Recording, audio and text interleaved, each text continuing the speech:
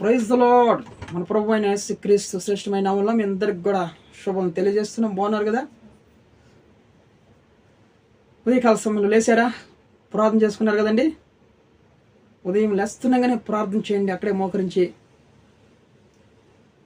ఇంకా రక్షణ లేని వారందరూ కూడా దయచేసి ఎవరైనా సరే రక్షణ తీసుకోండి. మీ ఆత్మకు రక్షణ కలిగిందంటే అది ఎంత గొప్పదని తెలుసిన, అది నిత్య రక్షణ, పరలోక భాగ్యంలో మనకి స్థానం రక్షణ అనేది. ఆ రక్షణ పొందుకుంటే చాలు, మనకి పాపక్షమాపణ, మారుమనస్సు అన్నీ కూడా ఆ రక్షణ ద్వారా మనకి పరలోక భాగ్యము, పాపశాపం నుంచి విడిపించి మనం రక్షించబడతామండి. నిత్య నరకంలో నుంచి విడిపించి దేవుడు పరలోక భాగ్యం అనుగ్రహిస్తాడు. మరి నూతన దినాన్ని అనుగ్రహించినటువంటి దేవత దేవునికి మహిమ కలుగును గాక. పరిశుద్ధ గ్రంథంలో అనేక కృపవార్త కోసం ఎదురు చూస్తూ ప్రార్థిస్తున్నటువంటి ఆత్మీయులందరికీ కూడా దేవుడు నేటి వాగ్దాన భాగంగా 46వ కీర్తన 7వ వచనం, కీర్తన గ్రంథము 46వ అధ్యాయము 7వ వచనం. సైన్యములకు అధిపతిగా యెహోవా మనకు తోడై ఉన్నాడు, యాకోబు యొక్క దేవుడు మనకి ఆశ్రమై ఉన్నాడు. ప్రైజ్ ద లార్డ్, హల్లెలూయా. సైన్యములకు అధిపతిగా యెహోవా మనకు తోడై ఉన్నాడు. చూడండి, దేవుడు మనకి ఎప్పుడు కూడా తోడై ఉంటాడండి. ఆయన తోడుగా రాకుండా ఉంటే మనము ఉద్యోగానికి వెళ్ళి క్షేమంగా తిరిగి రాగలమా? ఆయన కృప లేకుండా ఉంటే, ఆయన తోడు, ఆయన దయ, ఆయన కృప లేకుండా ఉంటే మనం క్షేమంగా రాగలుగుతామా? బయటికి వెళ్ళగలుగుతామా? ఛాన్సే లేదండి. 139 కీర్తన 5వ వచనంలో ముందు వెనక ఆయన ఆవరించి మనకు తోడు నీడగా ఉండి ఆయన హస్తం మన తల మీద ఉంచి ఉంటాడంట. ఆయన తోడు నీడగా ఉంటాడు మనకి. ఆయన తోడు మనకి ఎంతో అవసరం ఈ లోకంలో. ఆయన తోడు లేకుండా ఉంటే చూడండి, మనం రోడ్లో చక్కగా వెళ్తూ ఉంటాం, గాడిలో ఎక్కడి నుంచి వచ్చేసి గుద్దేస్తారో తెలియదు మనకి. దేవుడు ఆయన మహాకృప ద్వారా దేవుడు మనకు తోడే ఉండి వాటిని అన్నింటిని కూడా తప్పిస్తూ ఉంటాడు. అన్నిటికన్నా కూడా మనుషులు మనకు తోడే ఉంటే మనకి ఏం ప్రయోజనం లేదు.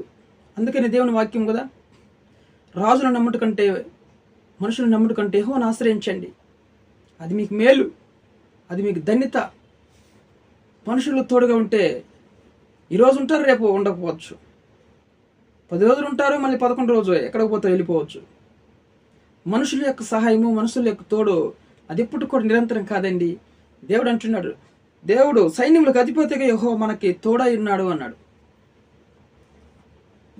దావీదు గారు చూడండి, సైన్యములకు అధిపతిగా యెహోవా మనకి తోడు అన్నారన్న. కోరవ కుమారులు చక్కగా ఈ కీర్తన రాశారు.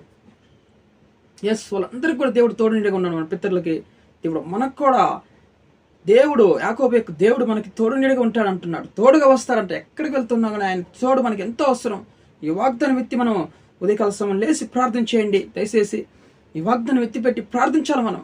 ప్రభువా, నువ్వు మాకు తోడు నీడగా ఉంటావన్నావు, నీవే యాకోబు యొక్క దేవుడు మనకి ఆశ్రయమే ఉన్నాడని మరి వాగ్దానం చేసావు కదా ప్రభువా, మాకు తోడు నీడగా ఆశ్రయం ఉంటామని. ఎస్, మనకు ఆశ్రయపురంగా ఉంటాడు ఆయన. దేవుడు మనకు తోడు, మనకు ఆశ్రయము, ఆయనే మనకు ఆశ్రయ దుర్గం అండి. ఆయన తోడు లేకుంటే ఒక్క క్షణం కూడా మనం బ్రతకలేము. వాగ్దానం ఎత్తి మనం ప్రార్థించాలి. ఎక్కడికి వెళ్తున్నా ప్రభువాను మాతో కూడా రావయ్యా, యేసయ్యా రావాలి తండ్రి అని దేవుణ్ణి మనం అడుక్కున్నప్పుడు, మోషే ఐగుప్తు దేశంలోకి వెళ్ళేటప్పుడు, నాయనా యేసయ్యా నువ్వు మాతో కూడా రావాలి తండ్రి, లేకుంటే నన్ను తీసుకెళ్ళొద్దు, అక్కడికి పంపించొద్దు అన్నాడు. అవును కదా? ఆయన మనం లేకుండా ఉంటే మనం గెలవలేము. ఆయన తోడు లేకుండా ఉంటే మనం నిరంతరము మరి తిరిగి గమ్యం చేరలేము. ఆయన తోడు మనకి ఎంతో అవసరం. వాగ్దానం ఎత్తి మనం ప్రార్థించాలి. ఉద్యోగాలకు వెళ్తున్నావా, వ్యాపారానికి వెళ్తున్నావా, కాలేజీకి వెళ్తున్నావా, స్కూల్కి వెళ్తున్నావా, ఎక్కడికి వెళ్తున్నావా, షాపుకి వెళ్తున్నావా, తండ్రి నువ్వు మా తోడు నీడగా రావయ్యా, యేసయ్యా నువ్వు మా తోడు నీడగా ఉండాలని దేవుని అడిగి ప్రార్థించి బయటికి వెళ్ళాలి. మనం ఖచ్చితంగా మర్చిపోవద్దండి. ఈ వాగ్దానం ఎత్తి మనం ప్రార్థించాలి. ఖచ్చితంగా దేవుడు మన జీవితాలు నెరవేరుస్తాడు. ఆయనే మనకు ఆశ్రయపురం అయి ఉన్నాడు. ఖచ్చితంగా ఆయన మనకు ఆశ్రయపురము. ఈ లోకంలో అనేక ఆశ్రయాలు ఉన్నాయి, మనకందరికి కూడా తెలుసు. అనాథాశ్రయము, వృద్ధుల ఆశ్రయము, చిన్నపిల్లల ఆశ్రయము, ఇలాగ అనేక ఆశ్రయాలు ఉంటాయి. కానీ ఇది నిరంతరం నిలిచిండే ఆశ్రయం. ఇది మనకి యాకోబు యొక్క దేవుని యొక్క ఆశ్రయం మనకి ఎప్పుడు కూడా ఆయన తోడే ఉంటుందంట. ఆయన ఆశ్రయపురంగా ఉంటే మనకి ఎన్ని ఆశ్రయాలు కూడా మనకి ఒకరోజు గతించిపోతాయి, కానీ ఈ ఆశ్రయము మనకి ఎప్పుడు కూడా ఉంటుందండి. ఆయన తోడు ఎప్పుడు మనకి ఉంటుందండి. మన జీవితకాలం అంతా కూడా ఆయన తోడు. నాకు దేవుడు లేడు, ఎవరు లేరు, దేవుడు కూడా మమ్మల్ని ఆదరించలేదు, దేవుడు కూడా మాకు సహాయం చేయలేదని మనం బాధపడుతూ ఉంటాం కదా. వాగ్దానం ఎత్తి ప్రార్థించండి. అలాంటి వారు ఖచ్చితంగా దేవుడు మనకు కుటుంబంలో తోడే ఉంటాడు, మన పిల్లలకు తోడే ఉండి దేవుడు నిత్యము మనం నడిపించి మనకు క్షేమం ఇస్తాడు. దేవుడు ఆశ్రయపురం వింటాడు. దేవుడు మనకి వాగ్దానం నమ్మండి, ప్రార్థించండి. దేవుని నామానికి మహిమ కలిగిన గాక.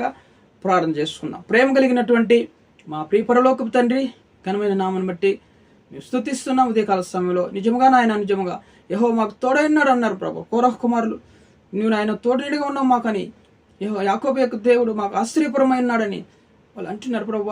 ఈరోజు కూడా నాయన వాగ్దానం ఎత్తి మేము ప్రార్థిస్తుంటుండగా మాకు తోడునిడిగా ఉండమని ప్రార్థిస్తున్నాం, మాకు ఆశ్చర్యపురమై ఉండమని ప్రార్థిస్తున్నాం తండ్రి. ఎవరు ఉద్యోగం లేక నాయన బాధపడుతున్నారో వాళ్ళకి తోడైండండి స్వామి. ఇంటర్వ్యూలో నాయన ప్రభు వెళ్ళేటప్పుడు తోడైండండి, ఉద్యోగానికి వెళ్ళేటప్పుడు తోడైండండి, సహాయం చేయండి. ప్రయాణస్తులందరినీ కాపాడండి తండ్రి. వివాహం కాని వారికి మంచి వాస్తవం సమకూర్చండి. గర్భాలను వారికి గర్భాలను తెచ్చండి. మీ తోడు కాపుదల ఉంచండి తండ్రి. గర్భాలు మిర్చి బహుమానం సెలవుస్తున్నాం లేఖనాలు ప్రభా. రోగులందరినీ కూడా ముట్టండి. హాస్పిటల్లో ప్రతి రోగిని ముట్టి స్వస్థపరచండి ప్రభా. ప్రయాణిస్తున్న ప్రతి ఒక్కరిని కూడా మీ తోడైండండి ప్రభా. మీ ఆదరణ కలిగించండి. ప్రతి విధమైన కీడుని మన తప్పించండి యేసునామములో. కుటుంబాల సమాధానం, ఐక్యత, ప్రేమ తెచ్చేయండి ప్రభా. విడిపోయిన కుటుంబాన్ని ఏకజన్మగా చేయండి. భార్య భర్తలు సమాధానం తెచ్చండి. అత్త కొడల మధ్య సమాధానం కలుగును గాక తండ్రి. జాగ్రత్తలు నుంచి దురాత్మను వేస్తున్నాను, బంధిస్తున్న పిల్లలకు టెన్షన్స్, అయోమైన కన్ఫ్యూజన్ కలిగించే దురాత్మను వేస్తున్నాను, బంధిస్తున్నాం తండ్రి. కుటుంబంలో ప్రేమ, ఐక్యత కలుగును గాక. బిడ్డలకు తోడ ఇండును గాక తండ్రి. కృప చూపించమని గర్భిణీ స్త్రీలు మటు సుఖ ప్రసవాన్ని గురించి ఆయన క్షేమం తెచ్చే తండ్రి. కుటుంబాల్లో సమస్త ఘనత, మహిమ, ప్రభావం మీకు చెల్లిస్తూ సేవకులందరినీ సంఘాలను కూడా దీవించి ఆశీర్వించమని యేసుక్రీస్తు జీవం కలిగిన నామములో ఈ ప్రార్థన అడిగి వేడుకొని పొంది ఉన్నాం పరలోకపు తండ్రి. ఆమేన్.